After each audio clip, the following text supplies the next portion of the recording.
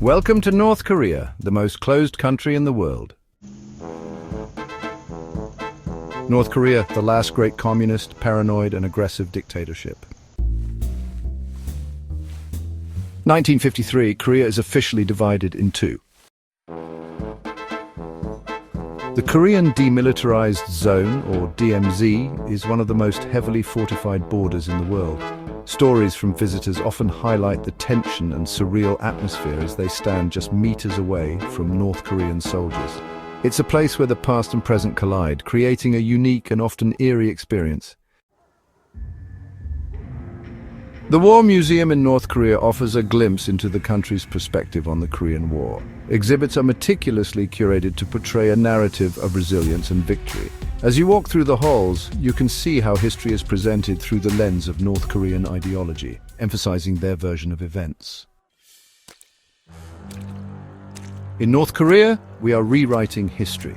The state-controlled narrative is evident everywhere, from grand monuments to everyday conversations.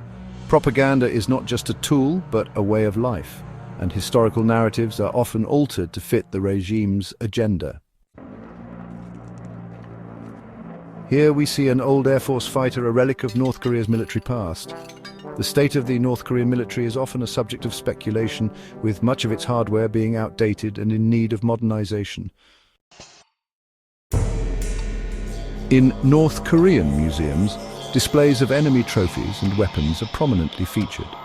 These exhibits are used by the regime for propaganda purposes, showcasing their victories and reinforcing their narrative of strength and resilience. The mural on the Battle of Seoul is a striking example of how the Korean War is portrayed in North Korean art and media. Through such depictions, the regime aims to instill a sense of patriotism and historical pride in its citizens. Pyongyang, the capital city of North Korea, is a place where time seems to stand still. It's a city of grand monuments and vast public squares, meticulously maintained yet sparsely populated. Here, daily life unfolds under the watchful eyes of the regime, with citizens going about their routines in a world that feels both familiar and entirely unique. Kim Il-sung, often referred to as the Great Leader, is the founding father of North Korea. His personality cult permeates every aspect of North Korean society and politics. From his statues that dominate the cityscape to the countless stories glorifying his life, Kim Il-sung's legacy is omnipresent. His influence remains deeply ingrained in the nation's identity, shaping its path for generations. In a country where Western influences are scarce, the presence of the only pizzeria in North Korea is quite remarkable. This small establishment offers a glimpse into the subtle ways Western culture and cuisine have begun to permeate North Korean society. It's a place where locals can experience a taste of the outside world, even if just for a moment, amidst the backdrop of a tightly controlled environment. The Pyongyang Embroidery Institute is a place where traditional arts and crafts are meticulously preserved and celebrated. In North Korean culture, these crafts hold a significant role, reflecting the nation's history and artistic heritage. The totalitarian regime in North Korea exerts a profound impact on the lives of its citizens. Individual freedoms and human rights are severely restricted, illustrating the pervasive control the regime maintains over every aspect of life. North Korea's model schools are designed to showcase the nation's education system. These institutions play a crucial role in indoctrinating the population, instilling the regime's ideologies from a very young age. The North Korean Army, known as the Korean People's Army, plays a crucial role in the country's society. It's not just a military force. It's deeply integrated into the daily lives of the citizens. The Army's presence is felt everywhere, from the streets to the schools, and it serves as a constant reminder of the state's power and control. This pervasive influence shapes the way people live, work, and think, reinforcing the regime's ideology and maintaining its grip on the nation.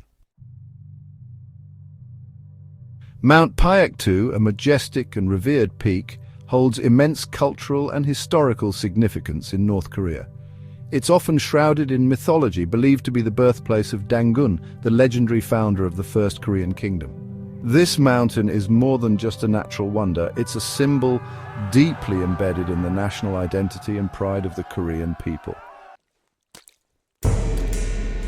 The birthplace of Kim Il-sung, the founding leader of North Korea, is meticulously preserved and promoted by the regime. This site serves as a powerful tool for the regime to cement his legacy and perpetuate the ideology he established. It's a place where history and propaganda intertwine, showcasing the origins of North Korea's ruling dynasty. North Korea's ultra-sensitive classified areas are shrouded in secrecy and heavily restricted. Access is tightly controlled and information is meticulously managed by the regime. These areas highlight the lengths to which the regime goes to maintain its grip on power and control over its citizens. Reflecting on the unique and challenging experience of visiting North Korea, one can't help but ponder the preparations for the rise to power of Kim Jong-Un, the grandson of Kim Il-sung. As the heir to the first communist dynasty in history, his ascent marks a new chapter in the ongoing narrative of this enigmatic nation. The future of the regime remains uncertain, yet its past continues to cast a long shadow over the present.